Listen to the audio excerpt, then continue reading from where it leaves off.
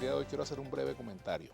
Referirme específicamente a las protestas en Cuba, que se han venido dando. Es un hecho noticioso, obviamente, que no se puede pasar por alto porque se trata pues de reclamos que hacen sectores de la población cubana por razones de índole política, pero también por las condiciones de vida, agravadas, por cierto, por el bloqueo económico, pero evidentemente también el contenido político de estas protestas es innegable, el reclamo de democracia, el reclamo de apertura. Cuando el pueblo cubano dice patria y vida, pues está haciendo, o los sectores del pueblo cubano que lo piden, está haciendo alusión precisamente a una necesidad que tienen todos los pueblos, como lo tiene el pueblo de Venezuela, patria y vida, por ejemplo, ¿no? Ahora, yo no me conecto con el anticomunismo ramplón, no ha sido mi manera de ver las cosas, pero es obvio que la sociedad cubana está reclamando cambios, ¿verdad? Es obvio que hay descontento en la población cubana porque para que estén ocurriendo estas cosas, hemos visto saqueos a las tiendas en dólares o en euros, mejor dicho, es porque evidentemente toda la población no tiene acceso a esto. Y las conecto, estas protestas, con la protesta del pueblo colombiano. No se puede decir que qué bueno las protestas del pueblo cubano y qué malas las protestas del pueblo colombiano o del pueblo venezolano. Es decir, cuando los pueblos protestan es porque hay una razón específica para que lo hagan. Que si vino un agente de la CIA o vino un agente ruso o un agente cubano a promover las protestas en cualquier lugar, pues si no hubiera caldo de cultivo, esos agentes pierden su trabajo. Es decir, hay que entender que vivimos en una América Latina problematizada, independientemente del sistema político que tenga cada uno de estos países. Hay que entender que los pueblos tienen necesidades que no han sido cubiertas, que no han sido satisfechas por los sistemas políticos que hemos conocido en América Latina. Y por eso es importante detenerse allí para hacer un análisis lo más equilibrado posible de la situación, más allá de las preferencias de cada quien. Yo, por supuesto, tengo mi visión política de los procesos latinoamericanos y entiendo que evidentemente los pueblos están reclamando cambios, más allá del sistema político, ¿verdad? Porque algunos se dan colita con lo que está pasando en Cuba, pero se hacen los locos frente a lo que está pasando en Colombia. Y aquí, por ejemplo, igualmente se dan colita con lo que pasa en Colombia, pero se hacen los locos frente a lo que pasa acá, por ejemplo. Entonces, tenemos que buscar la coherencia en el análisis de lo que está pasando en América Latina. Hasta aquí mi comentario de hoy y vamos con el tema que nos va a ocupar en el Vladimir a la Una de hoy mismo, de hoy precisamente, y vamos a presentar a nuestros invitados, primero las damas, por supuesto, Verónica Zubillaga, doctora en Sociología, profesora de la Universidad Simón Bolívar, fundadora de la Red de Activismo e Investigación por la Convivencia, REACIN. Primero las damas, porque más allá del lenguaje de género y de la igualdad, pues la caballerosidad es algo que nunca se debe perder, ¿verdad? Más allá del lenguaje de género, pienso yo. Padre Alfredo Infante, párroco de La Vega, jesuita, director de la revista SIC del Centro Gumilla, experto en temas migratorios, humanitarios, de conflicto y de paz. Y Damián Alifa, sociólogo, analista e investigador.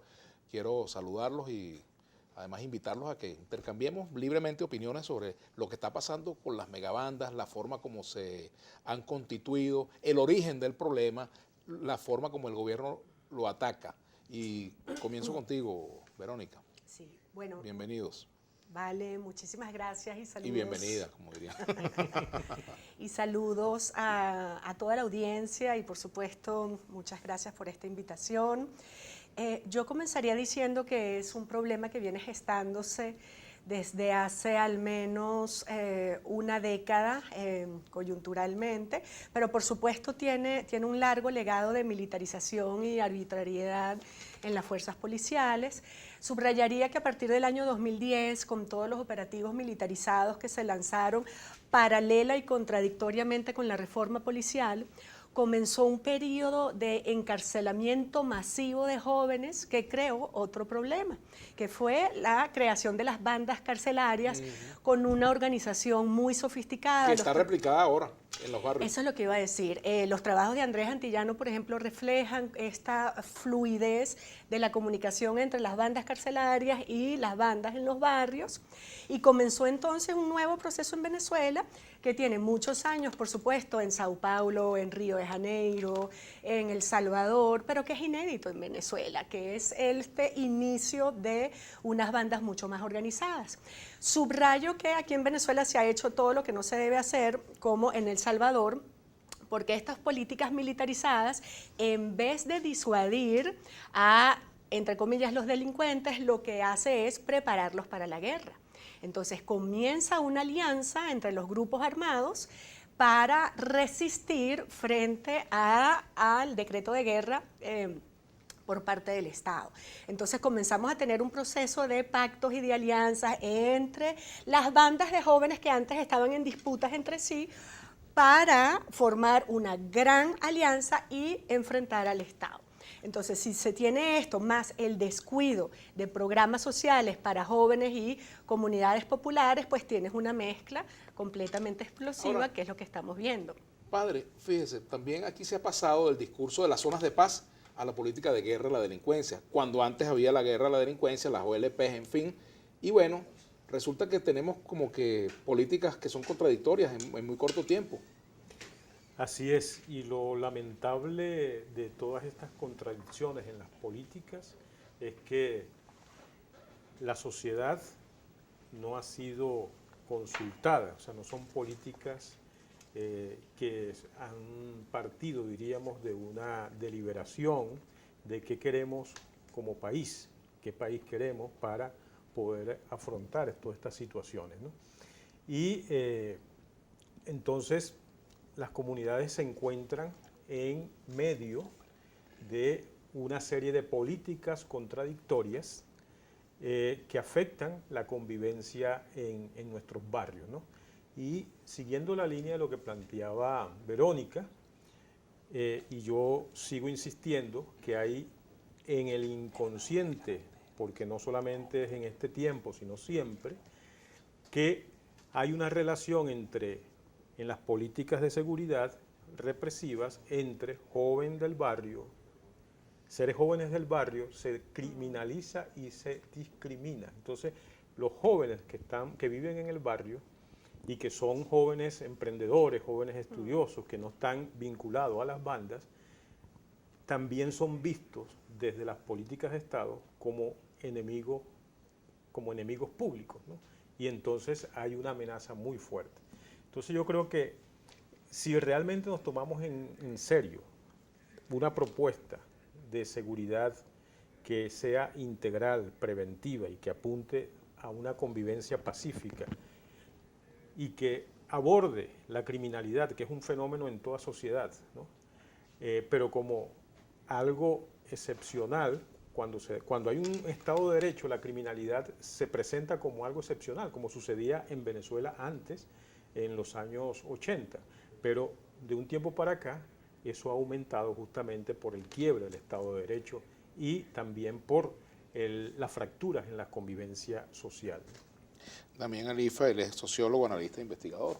Bien, me gustaría también tu perspectiva inicial de lo que está pasando y sobre todo la forma como se ha combatido, ¿no? Sí, ¿Cómo se llegó y cómo se ha combatido? Yo creo que el gobierno es deudor de una posición según la cual la criminalidad es un subproducto de la injusticia social. Evidentemente, se pensó en un principio que con una política de repartición de la renta petrolera, con inclusión, con programas sociales, se podía mitigar el tema de la inseguridad, pero resulta que la criminalidad tiene también otras variables, otros factores que entran en juego.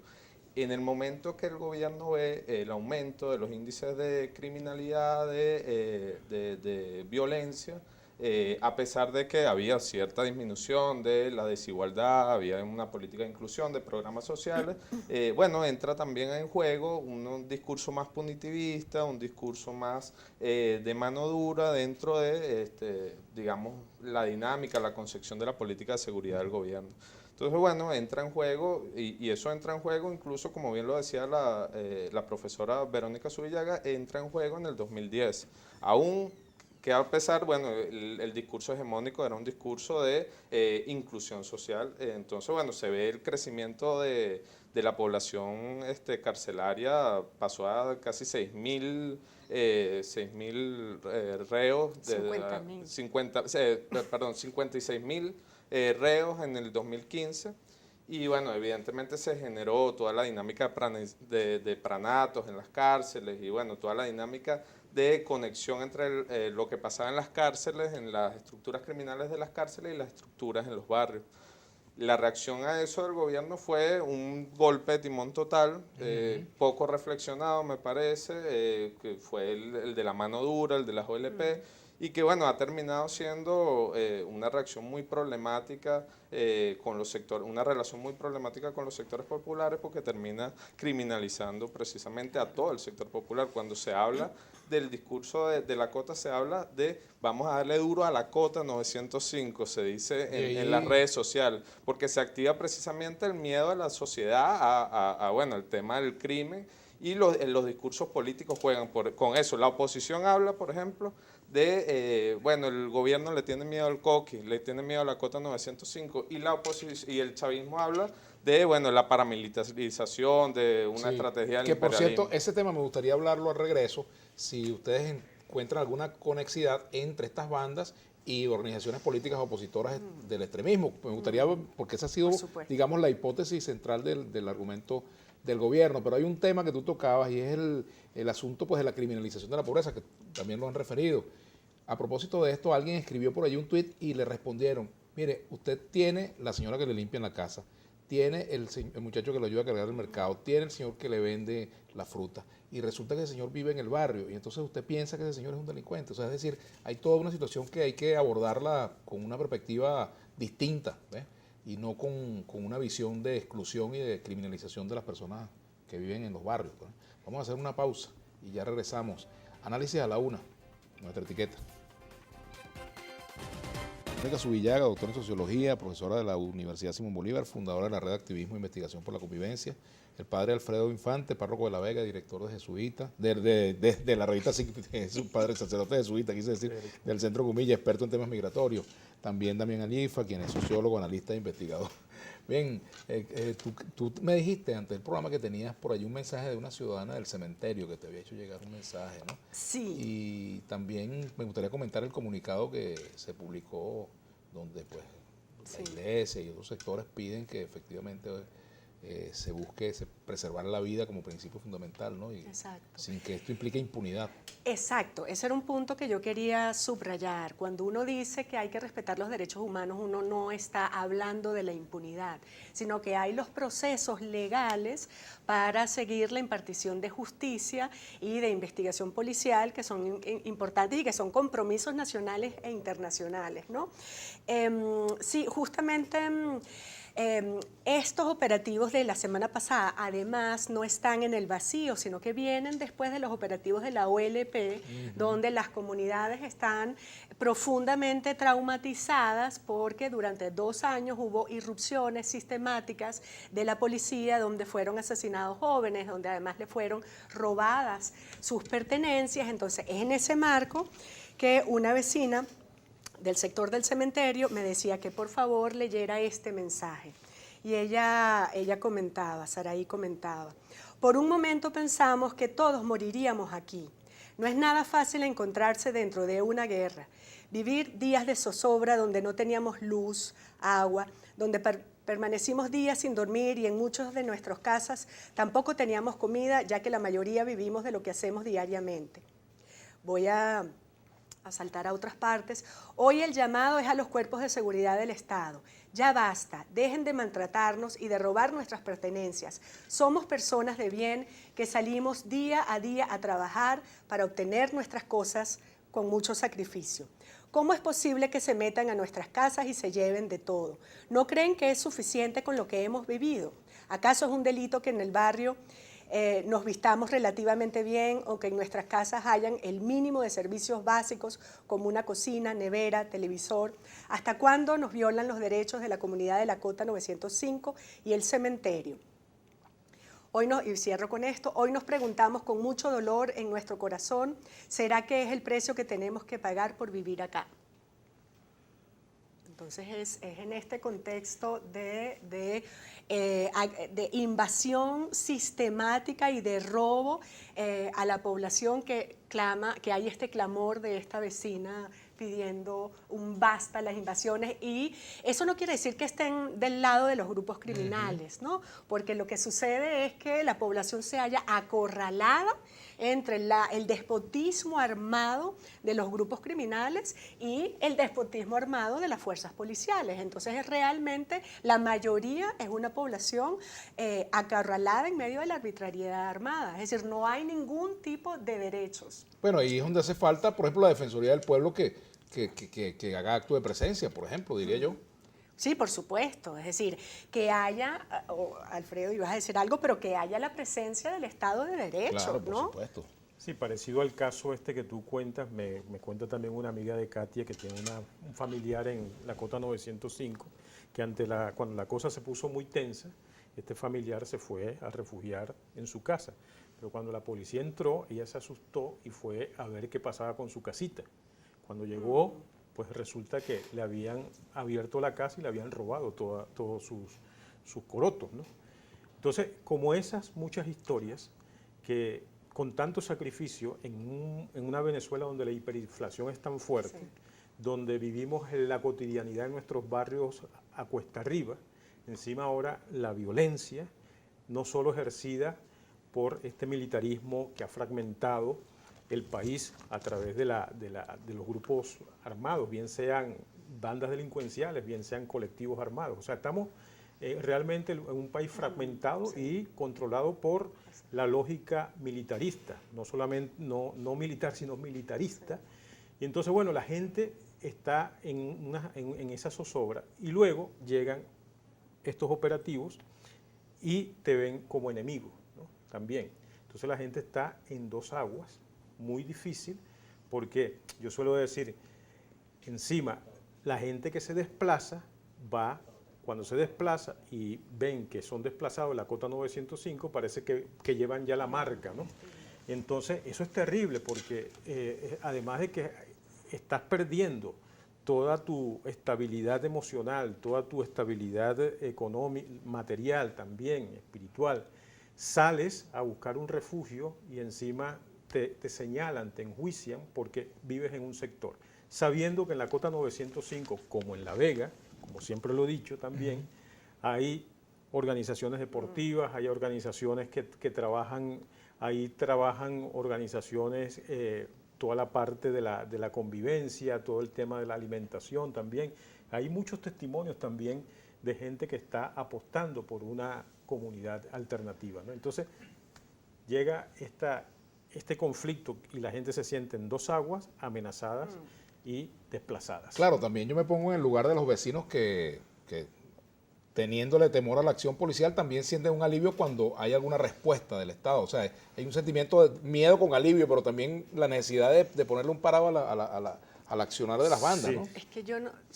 Es decir, pero es que esa no es la manera, porque quien vive el horror de la invasión son los vecinos también. Es decir... Claro, las bandas se escapan.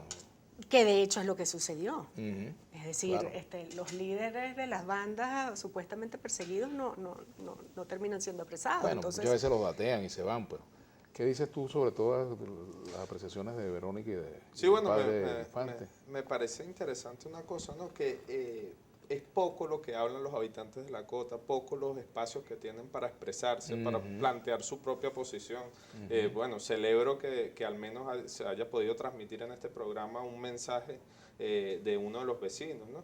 Pero es muy interesante eso porque cuando se habla muchas veces del odio, de las redes sociales, se plantea el tema de, bueno, vamos a meternos en la Cota pase lo que pase, así haya algún accidente, así haya algún exceso. Porque, bueno, daños colaterales, como dicen. Daños colaterales, pero es interesante verlo desde la mirada de los daños colaterales, que hablen los daños colaterales, que hablen las personas que todas las miradas son importantes, ¿no? Y esa es muy importante, que son los vecinos. Y esa es la mirada que menos se conoce. Así es, que son los que padecen a diario la situación. Ahora, por eso el domingo los párrocos y las vicarias, que son las hermanas que trabajamos en toda esa zona, curas y hermanas que trabajamos en todas esas zonas afectadas, lanzamos también un mensaje desde esa perspectiva, es decir, bueno, lo que vamos escuchando de la gente lo ponemos y hacemos altavoz, claro, de esa situación, porque nadie va a hablar de eso. Así es. Entonces tenemos que nosotros... No, entonces como además iglesia, estigmatizan al que lo plantea. Si tú estás planteando, mira, que hay una persona quejándose de que hubo atropello, ya este va a salir a defender a los malandros, por ejemplo, Sí, se claro. dice. Sí, porque nos entrampan en un pensamiento simplista bipolar que o estás con la policía o estás con los malandros. Entonces se trata de poner como prioridad, y es el comunicado en el cual nos sumamos muchas organizaciones, poner como prioridad la vida de la gente, ¿no? Es decir, los grupos criminales son una minoría Claro. en una comunidad Que es donde rehén de vive, ellos. claro, mujeres, niños, gente Claro. trabajadora. Ahora, fíjate, también me gustaría comentar la versión que dan desde el gobierno en cuanto a las vinculaciones de estas bandas con actores políticos venezolanos. Me gustaría que al regreso nosotros abordáramos este tema porque, bueno, la rueda de prensa de la vicepresidenta Delcy Rodríguez precisamente abordó el problema desde esa perspectiva. Me gustaría saber si efectivamente puede tratarse esto de un plan, una combinación entre AMPA organizada y oposición, digamos, extremista o factores opositores vinculados con intereses extranjeros, en fin, como se ha dicho. Vamos a hacer la pausa y ya venimos para comentar este aspecto del problema. sería terrible. Que me llegó enviado en el Twitter de Fabiana Rosales, la esposa de Juan Guaidó, donde ella dice que el FAES está intentando ingresar a su casa. Eso lo vi, estaba chequeando aquí la cuenta de Twitter para detener a Juan Guaidó. Ahora, no sé si eso está ocurriendo en este momento, si es una situación que ocurrió hace un rato. En fin, me gustaría verificar qué es lo que está pasando, pero lo vinculo con el tema que dejé planteado. El gobierno señala vínculos entre estas bandas y factores opositores. ¿Qué opinan ustedes de eso? Bueno, yo puedo comenzar diciendo, es una teoría infundada en el sentido de que lo que ha pasado es lo que ha venido sucediendo en otros países de América Latina, como en El Salvador o como en Brasil, donde, si se quiere, el gobierno venezolano ha seguido la receta de lo que no se debe hacer. Usted encarcela masivamente una población, la descuida en términos de políticas sociales, genera políticas militarizadas y lo que produce es la organización del mundo criminal para responder. Es lo que pasó en El Salvador con las maras criminales, es lo que ha pasado. La Mara Salvatrucha. Brasil. Sí, y en Brasil con el PCC. Entonces es como hemos seguido la peor receta del continente.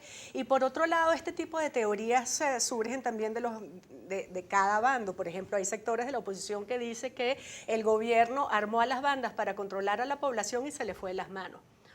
Y viceversa. Entonces, bueno, una lectura basada en datos empíricos, en las ciencias sociales, en el trabajo de recolección de datos en el terreno, lo que revela es que hubo un proceso de organización de las bandas criminales que se complementa con la fuga de armas, con el tráfico ilícito de armas desde el Estado. Por ejemplo, armas como las granadas, es muy difícil que penetren ilegalmente por la frontera, sino que se importan legalmente y se filtran. Claro, entonces es como una conjunción de factores donde tenemos este resultado. Por ejemplo, fíjate un dato interesante, padre, antes de que usted tome la palabra, ¿no?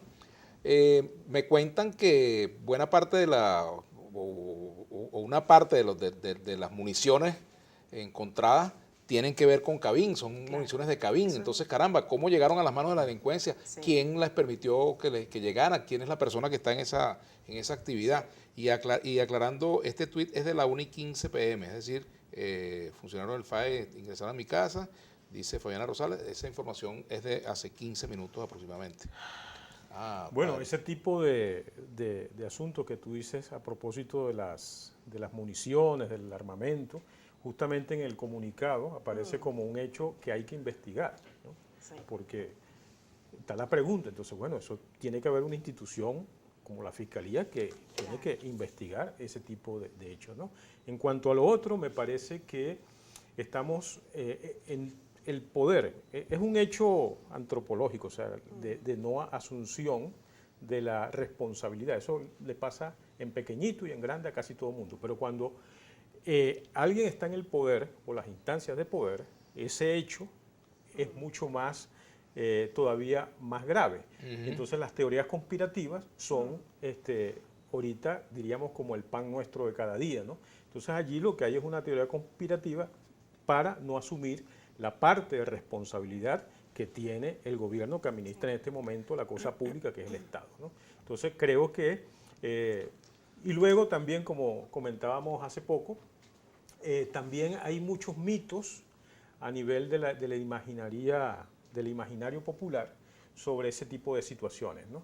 Y entonces, bueno, ¿por qué? Porque al no haber acceso a la información, entonces se presta, ¿verdad? Cuando tú no tienes la información clara, precisa, y no hay información pública que brote de una investigación, que tenga una fuente seria, pues ¿qué pasa? Bueno, eso da para que la imaginación se desate. Entonces vienen también, Claro. además, entonces estamos entre teorías conspirativas y mitos.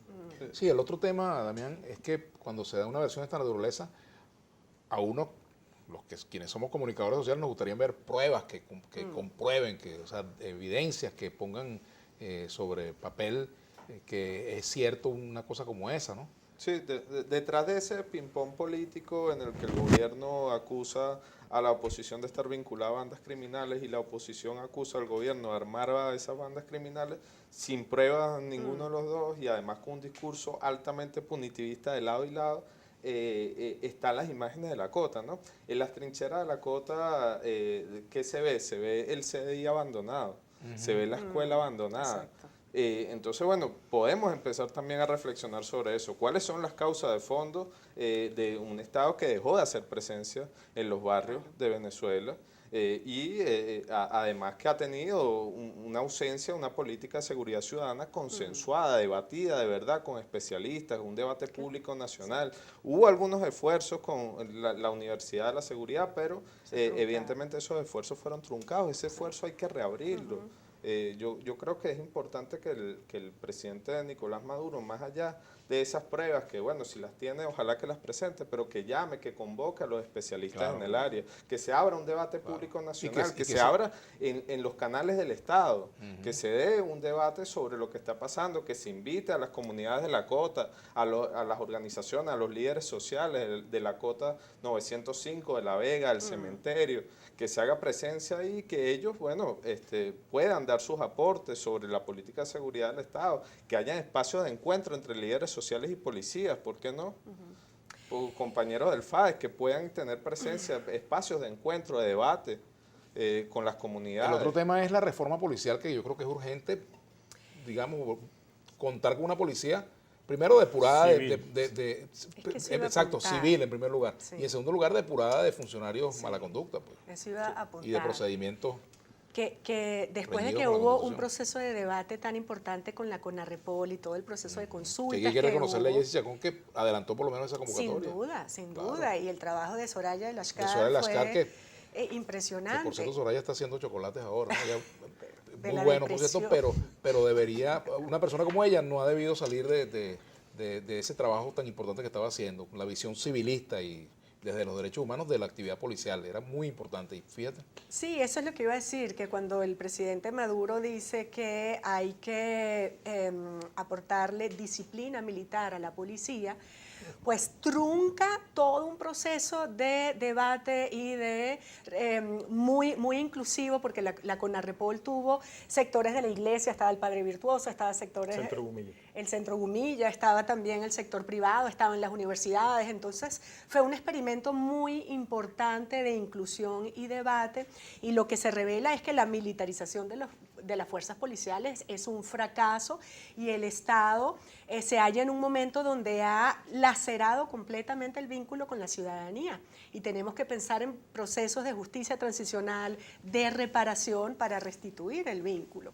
Tenemos que hacer una pausa, al regreso continuaremos conversando. Hay mensajes de la audiencia también que los vamos a leer al retorno.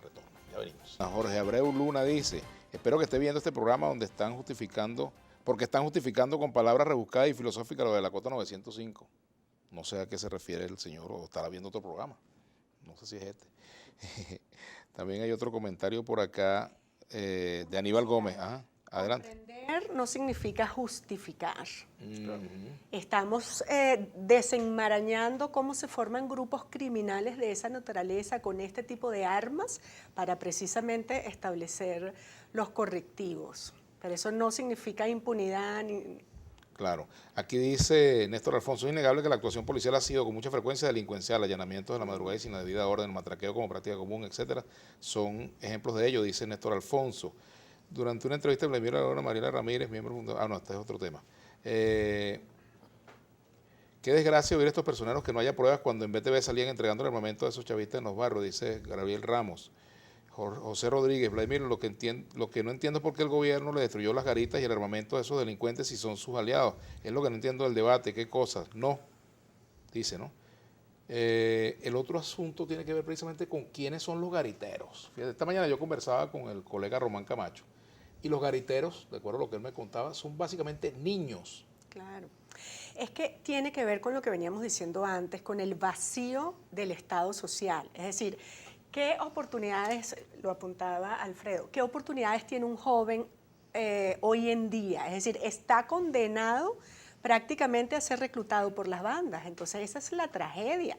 Los jóvenes han sido abandonados, digamos, hasta en el periodo de oro de las misiones, había misión Madres del Barrio, había niños de la calle. Y los huérfanos de atención eran los jóvenes, ¿no? Entonces hoy en día, además en un contexto de pandemia, las redes criminales trágicamente son las redes que están vorazmente como engullendo. Los coloca en alta vulnerabilidad y sin embargo, fíjate, son una minoría los que están en ese asunto, porque la mayoría de los jóvenes de los barrios están pensando en la comunidad, están trabajando, están viendo a ver cómo buscando oportunidades y cómo honestamente salen adelante. Ahora, pero están en un estado de desprotección y de vulnerabilidad que no encuentran alternativas. O sea, uno como cura le toca escuchar muchos testimonios, ¿verdad?, de jóvenes y uno comparte esa impotencia.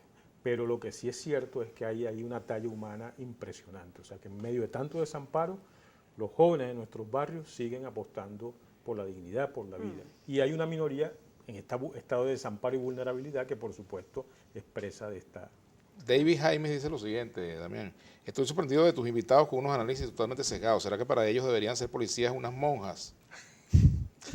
No, bueno, evidentemente este discurso, como lo veníamos comentando, activa mucho los miedos de la sociedad, los prejuicios, el clasismo, el temor sobre lo que pasa en los barrios. No se trata de que la policía sea monja, pero sí se trata que la policía debe ser acompañada por funcionarios de la Defensoría del Pueblo, debe respetarse y garantizarse los derechos humanos, no se debe evitar ajusticiamientos, se debe respetar los derechos humanos de la comunidad y evidentemente neutralizar a las bandas criminales, pero eso implica una política integral de seguridad ciudadana que tiene que ver con la prevención, que tiene que ver con otros aspectos que se han dejado de tomar en cuenta, y lo decíamos, no es posible que fuera del mundo del AMPA el referente muchas veces sea un maestro que gana $5 y que tiene que subir al barrio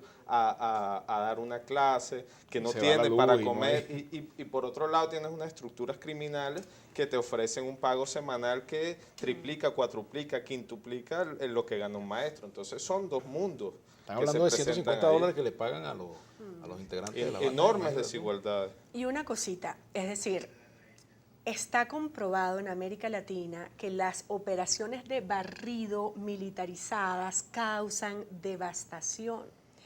Y por el contrario, aquí lo que tenemos es una policía completamente abandonada, donde un agente gana $10.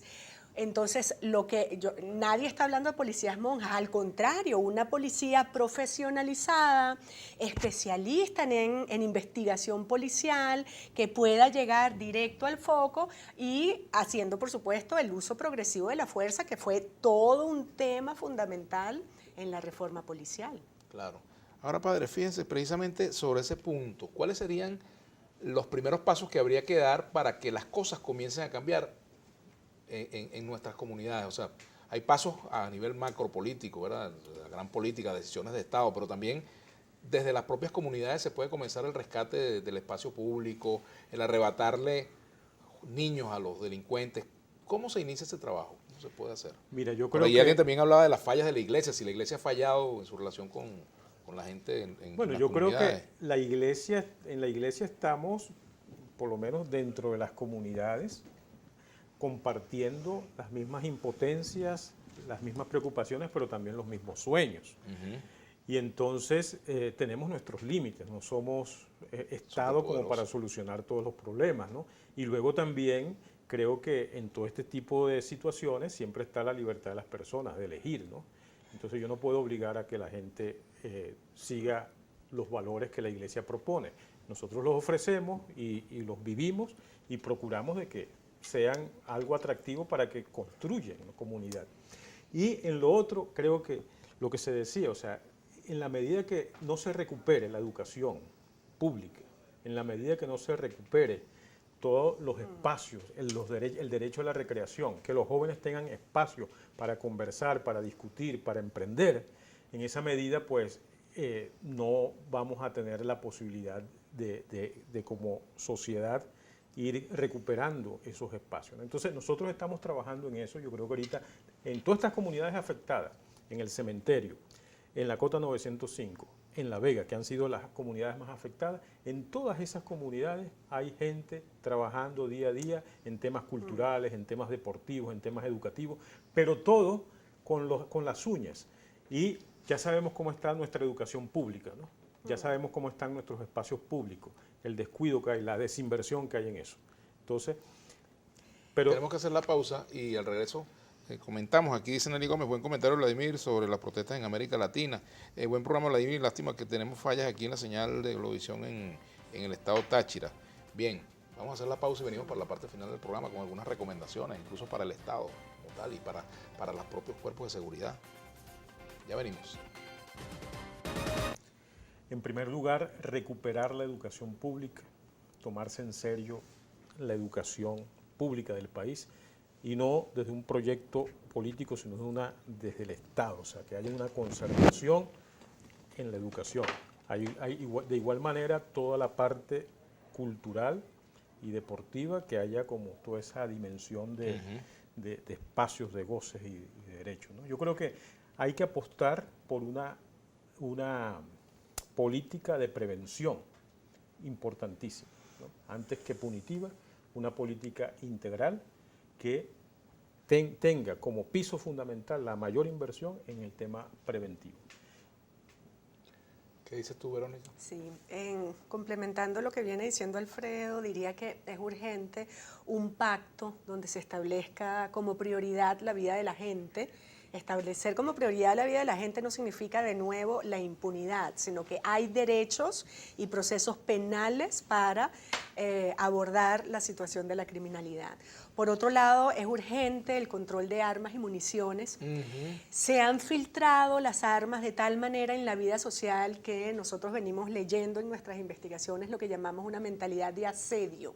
Es decir, creer siempre que el otro te quiere matar, ¿no? Entonces esta mentalidad de asedio la podemos leer en varios lugares. Y por último, para que también Damián intervenga, diría y sistematizaría lo que venimos diciendo de un proceso de retomar lo que fue el proceso de reforma policial, manteniendo las condiciones de vida y laborales de los agentes. Sin una policía que tenga condiciones laborales y de vida dignas, pues siempre vamos a estar condenados a esta tragedia. Fíjate también, un tema asociado a todo esto es el del diálogo político, y el diálogo político pareciera que no está abordando estas materias, ¿no? Sí, está ausente de la mesa de diálogo. Sí, precisamente yo creo que, y en eso apuntaba mi intervención, yo creo que la Asamblea Nacional debe ser un espacio para rescatar el debate sobre la seguridad ciudadana, se debe convocar a los especialistas en el tema, se debe abrir un debate en la Asamblea Nacional. La Asamblea Nacional tiene que ser el foro fundamental para el debate político. Yo llamo de verdad a los diputados de oposición y a los diputados del chavismo preocupados por este tema. Vamos a abrir ese debate, hagámoslo público, convoquemos a los especialistas, hagamos un proceso de reparación en la Cota 905. Vamos a ver qué pasó en la Cota 905. Vayan los diputados de la Asamblea Nacional del Chavismo y la oposición. Vamos a hacer un encuentro en la cota, vamos a permitirle a la comunidad que hable, que se exprese, que diga una especie de cabildo abierto. Un cabildo abierto en la cota, un parlamentarismo de calle que tanto se habló en algún momento. Y que no se hace. Hagamos ese espacio donde la comunidad diga sus inconformidades con lo que está pasando, con la policía, que la policía hable, que hablen. Yo diría, chicos, que todos los involucrados en el tema. No un parlamentarismo que calle, sino un parlamentarismo de calle.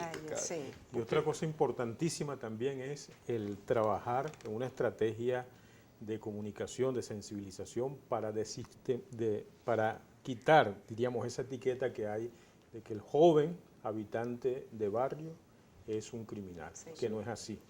Y lo que yo vengo proponiendo constantemente, o sea, en las comunidades populares hay mucha riqueza humana, hay mucho emprendimiento, hay mucho que si se ordenan todos esos sueños, Venezuela puede cambiar. Es la mayoría del país que vive en los barrios, en un país urbano. La zona suburbana es donde está la mayoría del país y de allí tenemos que trabajar y poner a producir el país desde allí. Sí, y agregaría que coincide con lo que propone Damián este comunicado que estamos circulando donde el título es "La prioridad es la vida de la gente" y se convoca precisamente a un debate amplio, abierto, plural, con expertos, incluso con acompañamiento de organizaciones internacionales para establecer el derecho a la vida como prioridad. Ahora, fíjate que también me preocupa algo. Estamos viendo imágenes en el Twitter, por ejemplo, de Freddy Guevara denuncia que lo están acosando, denuncia que hay un allanamiento en la casa de Juan Guaidó, en fin. Quiero juntar esto con el tema del diálogo político, porque aquí se ha estado trabajando en la idea de reconstruir la ruta electoral.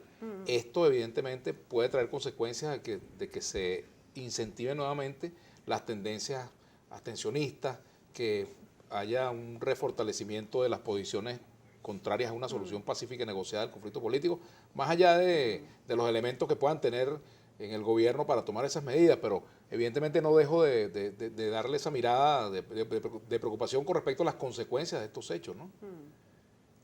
Me gustaría un comentario de ustedes también, ya cerrando, ¿no? Sí, bueno, es preocupante porque evidentemente hay una gran necesidad, no solamente por el tema de la inseguridad, sino por el tema económico, por el tema de la convivencia, por el tema de la institucionalidad, de reconstruir un pacto social en Venezuela.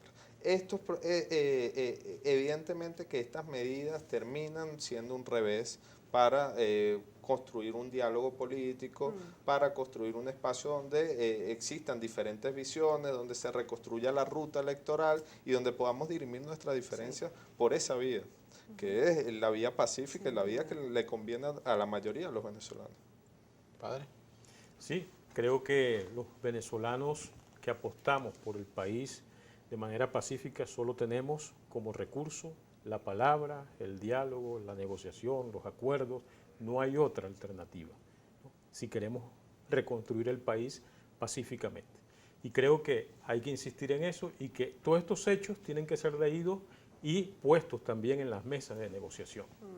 O sea, porque en definitiva se acercan las elecciones de alcaldes, de gobernadores, y estos son, bueno, aquí está lo que sucedió ahora fue el suroeste de Caracas en guerra campal, la población amenazada. Ahora, vienen las elecciones del municipio Libertador. Entonces, yo le digo a la sociedad, si creemos realmente en la vía pacífica, pues preparémonos entonces para darle la vuelta a esto por la vía electoral. Sí, es que digamos, estamos condenados a la vía pacífica, porque de lo contrario es esta situación de todos contra todos, donde además le sumas el tema de las armas, entonces estamos en esta, para decirlo bien coloquialmente, esta matazón trágica y recíproca.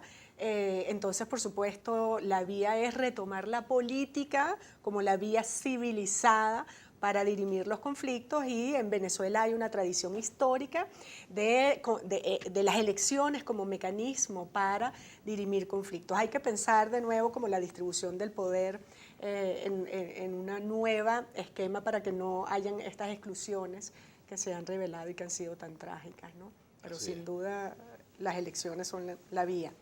Así es. Bien, lamentablemente se nos ha agotado el tiempo. Quiero agradecerle al padre Alfredo Infante que nos ha acompañado ya en dos oportunidades, a Verónica Subillaga.